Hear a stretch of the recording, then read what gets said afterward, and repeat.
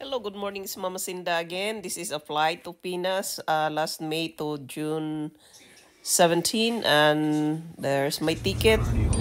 And this is our starting of our drive from where I live to the airport. Takes 45 minutes.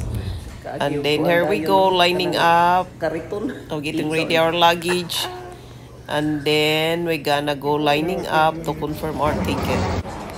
There's my sister, and now we're inside the airport and riding now the train to get our gate. So here we are getting ready, waiting for our boarding time. And there's my sister and me. Now we're already getting into the airline, and now we are seated, and we're lucky that they move us on this section where we at now, because it's only me and my sister on this area, and we have time to lay down. And we go, guys, getting cold in the airline. You're above the sky, it's really cold. Oh, it's about 13 hours the flight, Seattle to Manila, non-stop, Philippine Airlines. Give us pouch where we have the socks, toothbrush, if somebody forget their toothbrush, and other stuff in it. First time flying Philippine Airlines straight flight from Seattle, because it's new to our area since last year. Now it's dinner time. Ang cute ng tasa nila, guys. Yun, tulog na ang mga tao. Maya-maya magising na kami para naman sa breakfast. Yun na, guys. Wash up na after I think 9 hours or 10 hours. Then soon we're gonna have breakfast. So, it's so nice na kami lang dalawa ng sister ko sa 4-seated chair. Dalawa lang kami, so nakahiga, naka-straight talaga kami. Lalo na ako, guys. Sarap nagtulog ko dyan. So, ngayon, kakain na kami ng almusal. Ayan yung almusal ko, guys. Fruits. So, taste natin to. Breakfast.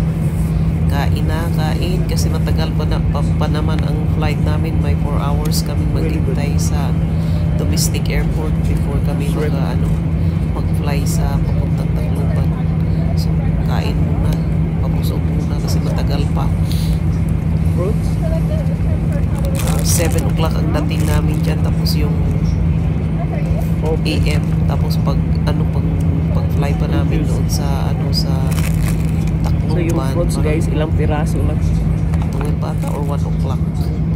1 tapos 4 kami 1 tapos 2 o'clock kami maglanding doon sa Tacloban. So yun na, guys, ang PA na nag-announcement na soon na landing na kami sa airport sa Manila. Medyo madilim-dilim pa ng konti. Tapos may bus na pipick up sa amin. Ayun, getting ready muna kami sa aming mga gamit. I-gathered namin bago kami bababa sa airline. Ayun na yan, guys, papunta na kami doon mag-intay sa immigration pa pala yan. Ngayon, sa immigration na kami mag-claim sa baggage namin para sa transfer na next flight, Tacloban, sa palang ka-luggage na doon. Yeah, guys, nasa bus na kami. Mga luggage. Tapos, ayun na kami sa domestic airport, guys. Area. Tapos, ikot-ikot kami, lumabas kami sandali nung isa kong nakilala sa airline. Magbabarya kami. So, yun na yun, guys. Sa labas ng YouTube ko nito. Paano na kami kasi pag sa bus, sakay pa kami ulit ng bus. Tapos transfer na doon sa airlines, sakyan namin.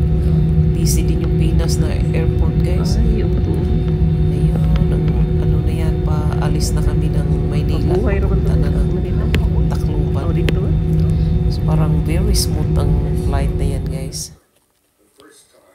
Love the Philippines. Sa ano pa rin yan guys, sa airport. Ano na umpisa na magtakbo-takbo yung aeroplano, waiting for take-off.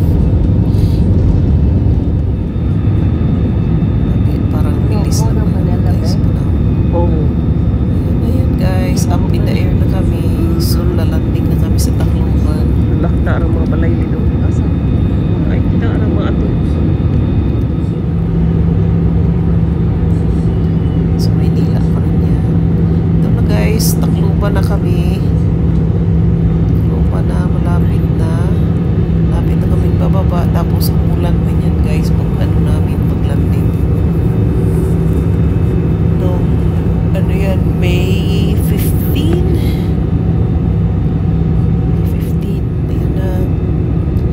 Excited na kami niyan. Luma na yan guys. Kaso hindi masyadong klaro yung ano kasi ano nga, maulan. Yan, may kanya-kanyang payong. Sinasalubungin kayo ng payong para hindi mabasa. Tapos papunta na kami sa maliit na carousel para makuha namin ang aming luggage.